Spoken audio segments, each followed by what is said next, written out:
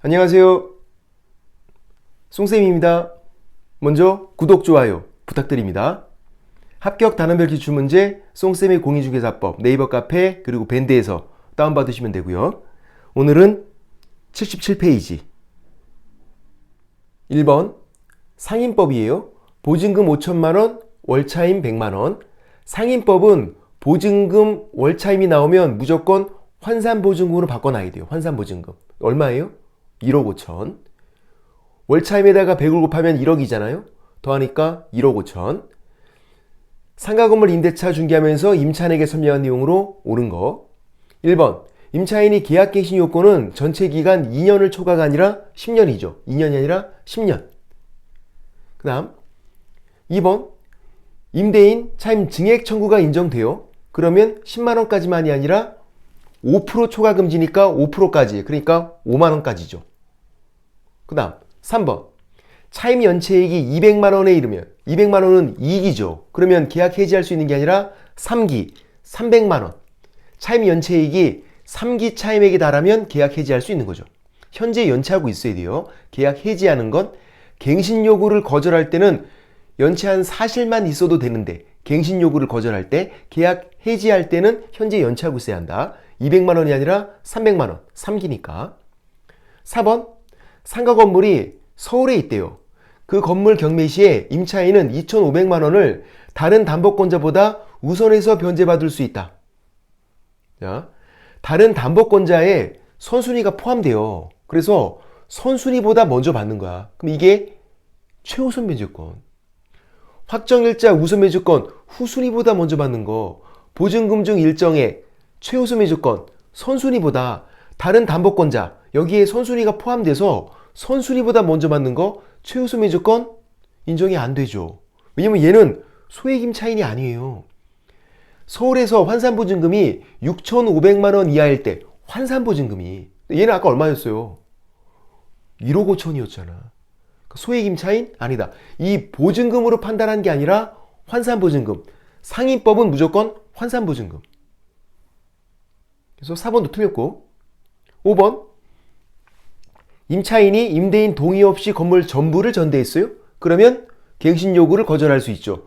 전부 또는 일부를 동의 없이 전대해도 거절할 수 있다고. 5번이 답이고, 일부를 동의 없이 전대해도 거절할 수 있는데 전부를 동의 없이 전대했대요. 거절할 수 있다. 또 답은 그래서 5번. 2번 상인법 적용받는 상가건물 임대차 중개하면서 의뢰인에게 설명한 내용으로 옳은 거. 1번 상가건물 임대차를 등기를 했어요. 등기를 했는데 그 다음 날부터 대항력이 생기나요? 아니죠. 등기하면 그날부터 바로 생기는 거죠. 등기가 없을 때 건물인도 플러스 사업자 등록 신청하면 다음 날부터, 등기하면 그날부터. 등기했잖아. 주인법, 상인법, 농지법 다 공통이에요. 등기하면 그날부터 그냥 바로 생기는 거다. 등기했으니까. 1번 틀렸고. 2번 임차인은 대항력과 확정일자를 갖춘 경우에 경매에 의해서 매각된 임차 건물을 양수인에게 인도하지 않더라도 배당해서 보증금을 수령할 수 있다. 맞아요? 보증금 받을 때는 비워줘야죠. 건물을. 경매 신청할 때 비워주는 건 아니지만 건물도 안 넘겨주고 건물도 안 비워주고 보증금 받고 있고, 이거 너무 욕심이 많은 거지. 이거는 양수인에게 건물을 인도해야 된다고. 주인법, 상인법 공통. 반대 의무의 이행, 이행이 제공을 집행개시효권을 하지 않는다. 이거 집에 살면서 건물에서 장사 계속하면서 경매 신청된다. 주인법, 상인법 공통이에요. 그리고 우선매주권 행사에서 보증금 받을 때 그때 건물을 비워주는 거, 그것도 주인법, 상인법 공통이라고. 그래서 2번 틀렸다. 양수인에게 건물을 인도해야 보증금 받는 거다. 3번 기간을 6개월로 하면 임차인은 짧은 거 주장할 수 있죠. 임대인은 빼박 1년. 임차인은 6개월 주장할 수 있고 1년 주장할 수 있고. 짧은 거를 임차인만 주장할 수 있다고요. 틀렸고. 4번 묵시적 갱신되면 존속기간은 1년으로 본다. 이렇게 그냥 1년으로 본다지 임대인이 그 사실을 안 때부터, 이런 건 불필요한 표현이야. 그냥 존속기간 1년으로 본다. 임대인이 그 사실을 안 때부터, 이게 지금 틀린 표현이다. 요거는 불필요한 표현이다.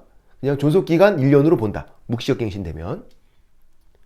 틀렸고. 5번 임대인 동의받고 전대차 계약 체결한 전차인은 동의받은 전대차에서 임차인을 대위해서 임차인이 계약갱신요건 행사기간 범위 내에서 임차인을 대위해서 계약갱신요건 행사할 수 있죠. 답은 5번.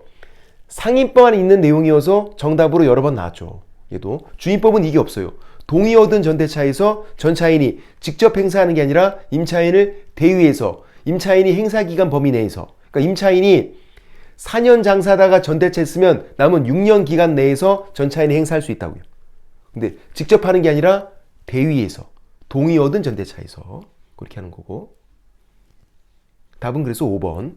3번 상임법 적용받는 상가건물 임대차 중개하면서 계약갱신 요구권 설명 옳은 거. 기억, 최초 임대차 기간 포함해서 전체 기간 10년이죠. 10년. 3년이 아니라 10년. 최초 기간 포함해서 10년이에요. 그러니까 처음에 2년 했으면 8년 남은 거야. 최초 기간 포함해서 10년이고 주임법은 횟수 제한 1회. 상임법은 기간 10년. 10년 넘지 않으면 여러 번 행사할 수 있는 거예요. 최초 기간 포함해서 10년이다. 니은 임대인 동의받고 전대차 계약 체결하면 전차인은 임차인을 대위해서 임차인의 행사기간 범위 내에서 계약갱신요건 행사할 수 있다. 맞고. 주임법은 이거 없다 그랬어요. 상임법만. 그러니까 상임법만 있는 내용이니까 잘 나온다고.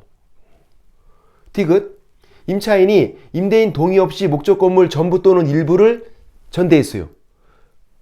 일부만 전대해도, 동의 없이 일부만 전대해도 갱신 요구를 거절할 수 있다고요. 일부 시리즈 동의 없이 일부만 전대해도 거절할 수 있고요. 일부 멸실 거절할 수 있고요. 일부 파손 거절할 수 있어. 근데 일부 철거는 안 돼. 전부 또는 대부분 철거라고 돼 있다고요. 일부 철거 X. 동의 없이 일부 전대했다 거절할 수 있고, 일부 멸실 거절할 수 있고, 일부 파손 거절할 수 있고, 일부 철거 이건 안 되고, 대부분 철거 이렇게 돼 있으니까. 리을 갱신되는 임대차는 전 임대차와 동일한 조건으로 다시 계약한 걸로 봐요. 근데 그렇다고 해서 차임과 보증금을 변경할 수 없는 건 아니에요. 올릴 수 있다고. 5% 범위 내에서는. 5% 범위 내에서는. 감액은 뭐 제한 없이 할 수 있는 거고. 감액 청구는 제한이 없잖아요. 그래서 계약갱신요건 행사에서 갱신될 때도 5%까지는 증액할 수 있다. 5%까지는. 그래서 이제 계약갱신 요건이 10년이잖아요. 10년 끝나면 재계약인 거야. 그래서 그때 이제 왕창 올릴 수 있는 거고, 재계약이니까. 10년 기간 내에는 1년에 5%씩 밖에는 못 올리는 거고. 증액 청구는, 감액 청구는 제한이 없는 거고. 이렇게. 자, 계약갱신 요건이 주임법, 상임법 같이 있으니까 한번 비교를 해볼게요. 계약갱신 요구권, 주임법, 상임법 비교를 해볼게요. 자, 주임법 행사기간 임차인이 기간 만료 6개월 전부터 2개월 전까지, 상임법은 기간 만료 6개월 전부터 1개월 전까지. 숫자 틀리면 안 돼요. 주임법은 횟수 제한 1회. 그래서 2+2. 4년 끝나면 재계약. 상임법은요, 횟수 제한이 아니라 기간 제한. 최초 기간 포함해서 10년. 10년 끝나면 재계약. 그렇게.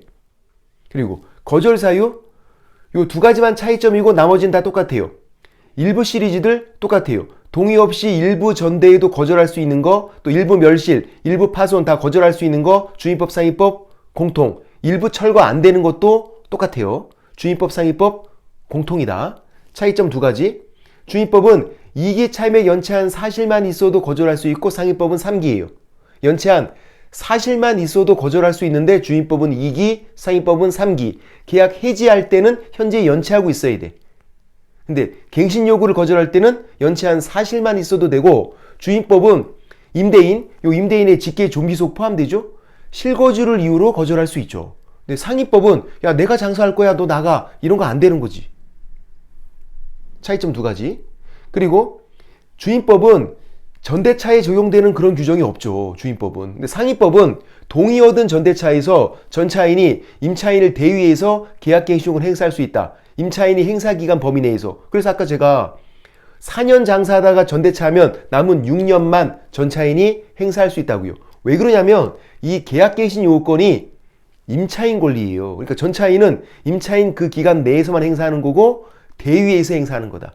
동의어든 전대차에서. 그런 내용이 주임법은 없다고. 상임법만 있는 거. 그렇게. 4번.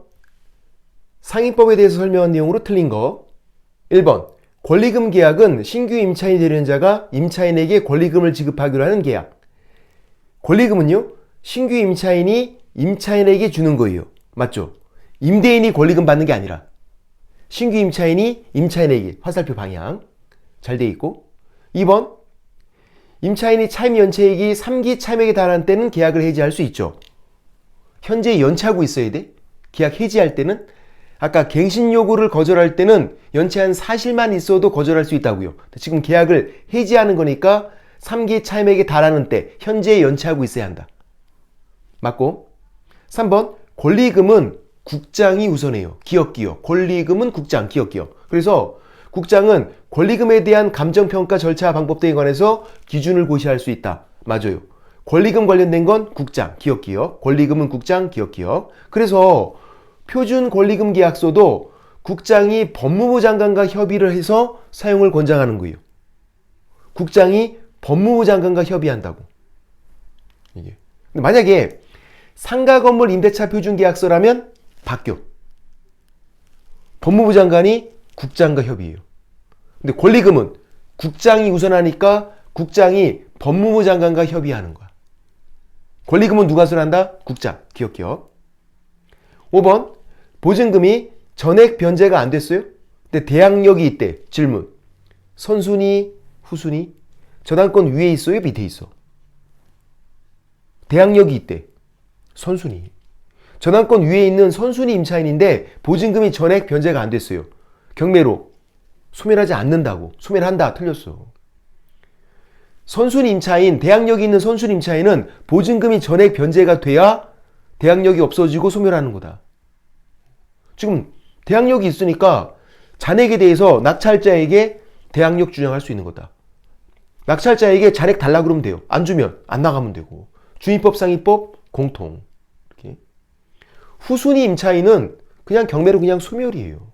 보증금 변제가 안 돼도. 얘는 선순위 임차인, 대항력이 있는 선순위 임차인, 잔액이 남았으면 소멸하지 않는다. 낙찰자에게 대항력 주장할 수 있다. 그래서 5번 틀렸고. 오늘은 여기까지. 쏭빠.